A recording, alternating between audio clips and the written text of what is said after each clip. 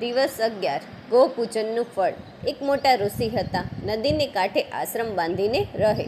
દિવસે વિદ્યાર્થીઓને ભણાવે અને રાત્રે પ્રભુ ભજન કરી આનંદમાં દિવસો વિતાવે.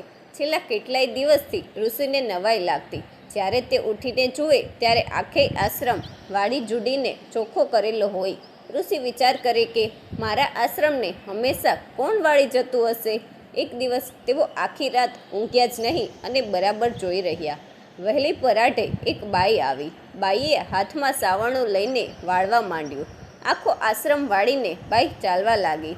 બાઈને જતી જોઈ ઋષિ બોલ્યા, બાઈ, તું કોણ છે? ઊભી રહે. બાઈ ઊભી રહી એટલે ઋષિએ પૂછ્યું, બહેન, તું કોણ છે? શા માટે વહેલી ઉઠીને મારો આશ્રમ સાફ કરી જાય છે? બાઈ હાથ જોડીને બોલી, મહારાજ, હું એક રંક ભીલડી છું. મારી પાસે ધન દોલત નથી એટલે હું પુણ્યદાન સી રીતે કરી શકું? પર ભવનું ભાથું તો બાંધવું જ પડશે ને. ધન નથી એટલે બને તેટલી તનથી સેવા કરું છું. બીજું હું શું કરું? ઋષિએ બાઈ ઉપર દયા આવી. તેમણે આ મુમુક્ષુ જીવને કહ્યું, બાઈ, તારી નિસ્વાર્થ સેવાથી હું પ્રસન્ન થયો છું. તારે જે જોઈએ તે તું માંગ. મહારાજ, મારે બીજું કાંઈ નથી જોતું. આ કાયાનું કલ્યાણ થાય એવો માર્ગ બતાવો. ઋષિએ કહ્યું, 4 દિવસ પછી અધિક માસ બેસે છે. તે વેળા તું કંઈ નહીં કરે ને 7 વાર ગાયની પ્રદક્ષિણા કરીશ તો તેથી પણ તારી કાયાનું કલ્યાણ થશે અને હંમેશા એક અશ્વમેઘ યજ્ઞનું પુણ્ય પ્રાપ્ત થશે. 4 દિવસ વીતી ગયા. પુરુષોત્તમ માસ શરૂ થયું. ભીલડીએ સવારે નાહી ધોઈ ગૌ માતાની પ્રદક્ષિણા કરવા માંડી. આમ આખો પુરુષોત્તમ માસ તેણે ગૌ માતાની ખરા ભાવથી સેવા કરી. પુરુષોત્તમ માસ પૂરો થયો. એવામાં ત્યાંના રાજકુંવરને રક્તપિત્ત કોઢ નીકળ્યો. આખા શરીરે પાક પરુ વહેવા લાગ્યા. ઘણા વૈદ્યોની દવા કરી પણ કેમ કરીને કુંવરને સારું થાય નહીં.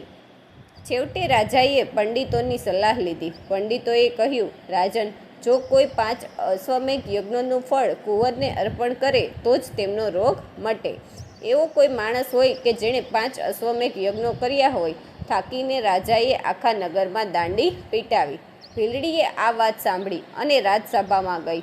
2 હાથ જોડીને તે બોલી, મહારાજ, મેં 30 દિવસ અશ્વમેઘ યજ્ઞ કર્યા છે. આપની આજ્ઞા હોય તો હું 5 અશ્વમેઘ યજ્ઞનું પુણ્ય રાજકુમારને અર્પણ કર્યું. ભીલડીની વાત સાંભળી આખી સભા આશ્ચર્યમુગ્ધ થઈ ગઈ. કોઈ પંડિત ભીલડીની વાત ન માને. છતાં રાજાએ રાજપુરોહિતને કહ્યું, બાઈની ઈચ્છા છે તો ભલે સંકલ્પ તો મુકાવો. રાજપુરોહિતે ભીલડી પાસે વિધિપૂર્વક સંકલ્પ મુકાવ્યો.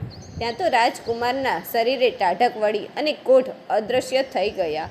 પંડિતોએ ભીલડીને હાથ જોડીને પૂછ્યું, બહેન, તે ક્યારે અશ્વમેઘ યજ્ઞ કર્યા હતા? ભીલડી બોલી, પુરુષોત્તમ માસમાં એક દિવસ 7 વાર ગૌ માતાની પ્રદક્ષિણા કરી હતી.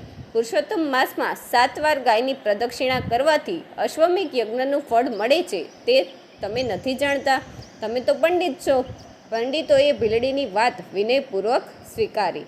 રાજકુંવરનું શરીર કંચન વર્ણ બની ગયું. ત્યારથી રાજાએ, રાણીએ, પંડિતોએ અને આખી રાજસભાએ હવેથી અધિક માસનું વ્રત કરવાનો સંકલ્પ કર્યો. બોલો પુરુષોત્તમ ભગવાનની જય.